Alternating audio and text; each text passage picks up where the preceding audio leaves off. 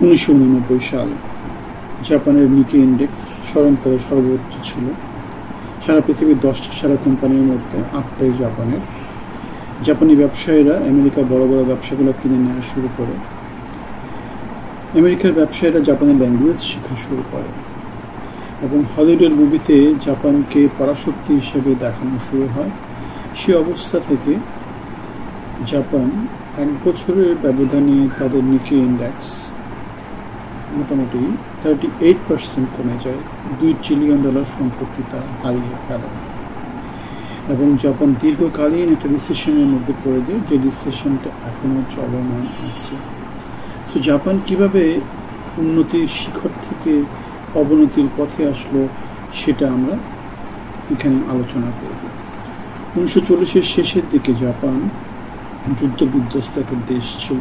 তাদের সিটিগুলো ধ্বংস হয়ে যায়, ইকোনমিক কোলাপস হয়ে যায়। আমেরিকা জাপানকে দখল করে নেয় এবং নানা রকম রিফর্ম কার্যক্রম নিতে থাকে। জাপানের যে পুরনো ব্যবসায়ী পদ্ধতি ছিল সেটা তারা বিলোপ করে এবং নতুন করে সম্পদ রিডিস্ট্রিবিউট করার নানা রকমের চেষ্টা করে।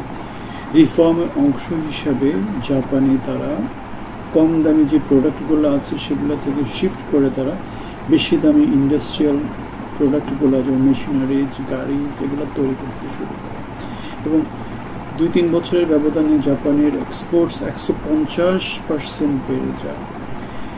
জাপান 15 বছর পর পর 5% করে জিডিপি গ্রোথ মেনটেন করতে থাকে। জাপানের এক্সটার্নাল যে এক্সপোর্ট ব্যুরো আছে তারা সারা পৃথিবী থেকে টেকনোলজিক্যাল সুপিরিয়র জিনিসপত্রগুলো জাপানে নিয়ে আসতে শুরু করে এবং জাপান পৃথিবীর 3য় বৃহত্তম অর্থনীতি হিসেবে প্রতিষ্ঠিত হয়।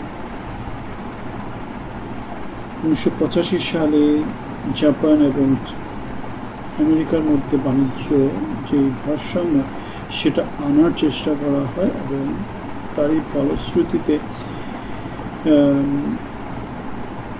সারা পৃথিবীব্যাপী যে পরাশক্তিগুলো আছে তারা নানা রকমের কার্যক্রম নিতে থাকে।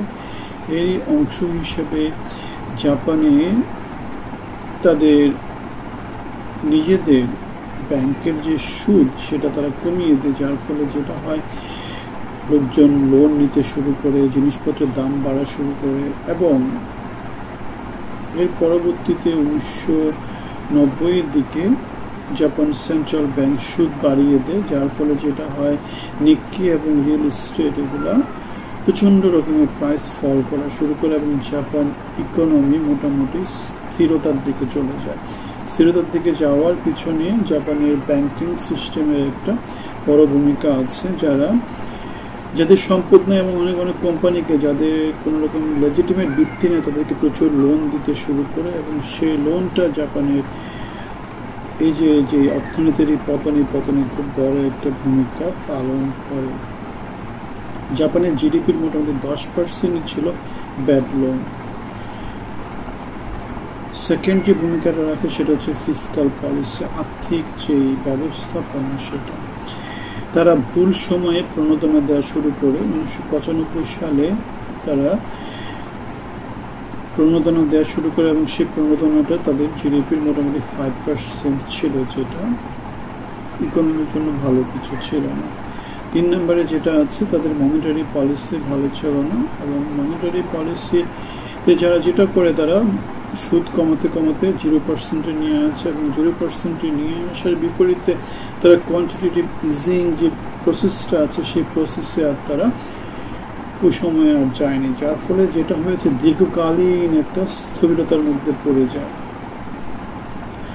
তারপরে ক্রনিক ক্যাপিটালাইজেশন, যেটা হচ্ছে একটা দুষ্ট চক্রের মধ্যে পড়ে যায়। গভর্নমেন্ট, বিজনেস এবং পাবলিক সার্ভিস এগুলো যেহেতু দীর্ঘকালীন একটা সিস্টেমের মধ্যে ছিল, নিজেদের মধ্যে একটা আঘাত করে অর্থনীতিকে এগিয়ে নিয়ে যাওয়ার জন্য যে কাজটা করা দরকার সেই কাজটা তারা করতে পারেনি, যার ফলে দীর্ঘকালীন স্থবিরতা।